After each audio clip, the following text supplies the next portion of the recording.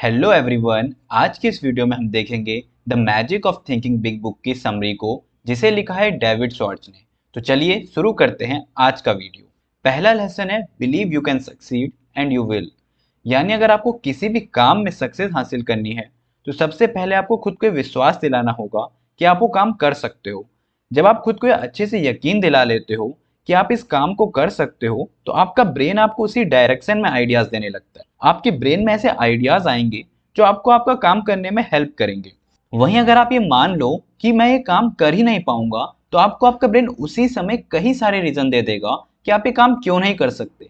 और जब आपको इतने सारे रीजंस मिल जाएंगे उस काम को ना कर पाने के, तो आप एकदम से डिमोटिवेट हो जाओगे और उस काम को करना ही छोड़ दोगे। इसके अलावा अगर आप लाइफ में कुछ बड़ा अचीव करना चाहते हो तो आपको सबसे पहले कुछ बड़ा सोचना होगा।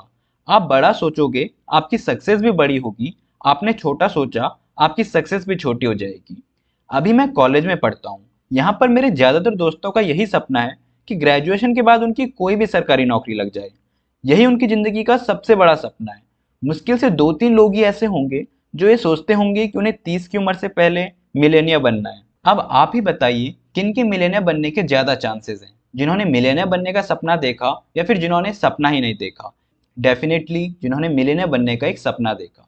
अब चलते हैं दूसरे लेसन की तरफ, जो है cure yourself of excusitis the failure disease. आपने कई सारे ऐसे लोग देखे होंगे जो हर किसी को ये बताते रहेंगे कि मैं सक्सेसफुल नहीं हो पाया क्योंकि मेरी हेल्थ सही नहीं थी, मेरे पे बहुत ज़्यादा फैमिली रिस्पॉन्सिबिलिटीज़ थी, और न जाने उनके पास कितने ही और बहाने होते होंगे। वो लोग ये भूल जाते हैं कि न जाने कितने लोगों की कंडीशंस उनसे लाख गुना खराब थी, लेकिन फिर भी वो सक्सेस अचीव कर गए। ऐसे बहाने बनाने की आदत को राइटर एक डिजीज की तरह देखते हैं और कहते हैं कि अगर आपको कामयाबी हासिल करनी है तो आपको इस डिजीज का हर हाल में इलाज करना होगा।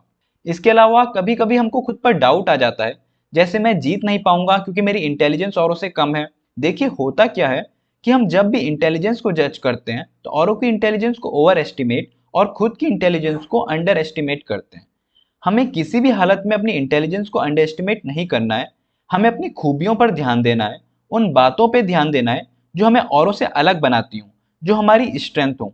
आपको ये ध्यान रखना है कि ये मायने नहीं रखता कि आपका ब्रेन कितना है, मायने ये रखता है कि आप उस ब्रेन को कैसे यूज करते हैं। आपको ये समझना होगा कि किसी प्रॉब्लम को सॉल्व करने के लिए इंटेलिजेंस से ज़्यादा एटीट्यूड इंपॉर्टेंट होता है। आपको अपने ब्रेन का यूज फैक्ट्स को याद करने के बजाय नए आइडियाज ढूंढने में लगाना होगा। आपको क्रिएटिव होना होगा। आपको ये देखना होगा कि आप अपने ब्रेन का यूज इतिहास रचने में कर रहे हैं या फिर इतिहास रटने में। थर्ड लेसन है build confidence and destroy fair. हम में से हर किसी के जीवन में कुछ ऐसे काम होते हैं जिन्हें करने में हमें डर लगता है, और हमें बचपन से ये सिखाया जाता है कि आपका वो डर सिर्फ आपके मन में है, उससे ज़्यादा कुछ भी नहीं। लेकिन ये बात सही नहीं है। डर सही में होता है। जैसे जब हमारे शरीर में कोई वायरस आ जाता है तो हमारा इम्यून सिस्टम उस वायरस से लड़ता है और हमें बचाता है। ठीक इसी प्रकार जब हमारे मन में कोई डर बैठ जाता है तो उस टाइम पे हमारी आर्मी होती है हमारा कॉन्फिडेंस, जो कि उस डर से लड़ता है और हमें उस डर के दुष्प्रभावों से बचाता है। जितना स्ट्रांग हमारा कॉन्फिडेंस होगा उतना ही कम डर का प्रभाव हम पर होगा। कई बार हम अपने आसपास ऐसे लोगों को देखते हैं जो हर काम को काफ़ी कॉन्फिडेंटली करते हैं, और हम ये सोचते हैं कि उनके पास ये कॉन्फिडेंट बचपन से रहा होगा। हम ये भूल जाते हैं कि उनके पास आज जितना भी कॉन्फिडेंट है उन्होंने बचपन से लेकर आज तक उसे थोड़ा थोड़ा करके जमा किया है। कॉन्फिडेंस बढ़ाने का सबसे आसान तरीका है कि आपको जिस भी काम को करने में डर लगता है उसे करें। जितना आप अपने डर से दूर भागने की कोशिश करेंगे वो उतना ही बड़ा होता जाएगा। तो जरूरी ये है कि आपको जिस भी काम को करने में डर लगता है उसे शीघ्रता से कर डालें, न कि उससे दूर भागें। इसके अलावा कॉन्फिडेंस बढ़ाने के कुछ सिंपल तरीके हैं, जैसे क्लास अटेंड करते टाइम, किसी सेमिनार में या फिर बस में बैठते टाइम सबसे आगे की सीट पर बैठें। किसी से बात करते टाइम उससे आंखें मिलाकर बात करें, और पैदल चलते टाइम नॉर्मल से ज़्यादा की स्पीड पर चलें। ये सब कुछ ऐसी आदतें हैं जो आपको कॉन्फिडेंस बढ़ाने में आपकी बहुत मदद करती हैं। अब चलते हैं हमारे चौथे लेसन की तरफ, जो है हाउ टू थिंक बिग। पहला तरीका है अपने शब्दों का चुनाव। आपको अपने शब्द बहुत सोच समझ कर चुनने होंगे। ऐसे शब्दों का ज़्यादा से ज़्यादा यूज़ करना होगा जो सफलता और खुशी को दर्शाते हों, और उन शब्दों को अपनी डिक्शनरी से निकाल फेंकना होगा जो दुख और नाकामयाबी को दर्शाते हों। दूसरा तरीका है आप जो व्यक्ति बनना चाहते हैं उस व्यक्ति की तरह बिहेव करना और सोचना शुरू करें। जब आप उस व्यक्ति की तरह सोचना शुरू करेंगे जो आप बनना चाहते हैं तो ऐसा करना आपके एक्शंस में भी परिवर्तन लाएगा, और आपके एक्शंस भी एक कामयाब इंसान के एक्शंस की तरह होने लगेंगे। और एक बार अगर आपने अपनी सोच और अपने एक्शंस दोनों को एक कामयाब इंसान की तरह कर दिया, तो आपको सक्सेस हासिल करने से कोई भी नहीं रोक पाएगा। तीसरा तरीका है छोटी छोटी चीज़ों के लिए लड़ना छोड़ना होगा।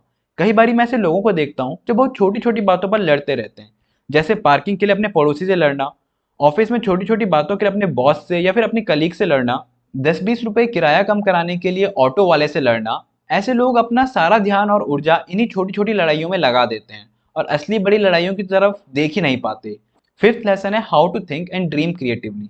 कई बार हमारे साथ क्या होता है कि हमारे लिए कोई पर्टिकुलर चीज कई साल से काम कर रही होती है और इस वजह से हम ये मान लेते हैं कि यही चीज सबसे सही है और इसमें कोई इम्प्रूवमेंट की जरूरत ही नहीं है। हम नई टेक्नोलॉजी, नए आइडियाज को एक्सेप्ट ही नहीं करना चाहते। हम अपने काम में कोई क्रिएटिविटी ऐड ही नहीं करते और इस वजह से हम अपने कॉम्पिटिटर से बहुत पिछड़ जाते हैं। क्रिएटिविटी बढ़ाने का सबसे आसान तरीका है कि आप नए आइडियाज को आने दें, उन्हें एक्सेप्ट करें, अपने काम में नए नए प्रयोग करते रहें, खोजते रहें कि मैं इस काम को और बेहतर और ज़्यादा कैसे कर सकता हूँ। अपने काम को करने के नए नए तरीके ढूंढते रहें। हमें ये समझना होगा कि इस दुनिया में कोई भी फील्ड क्यों ना हो, हर फील्ड में जो हाईएस्ट पेड स्किल है वो है क्रिएटिव थिंकिंग। तो अगर आपको सक्सेसफुल होना है तो आपको जितना ज़्यादा हो सके उतना ज़्यादा क्रिएटिवली सोचना होगा।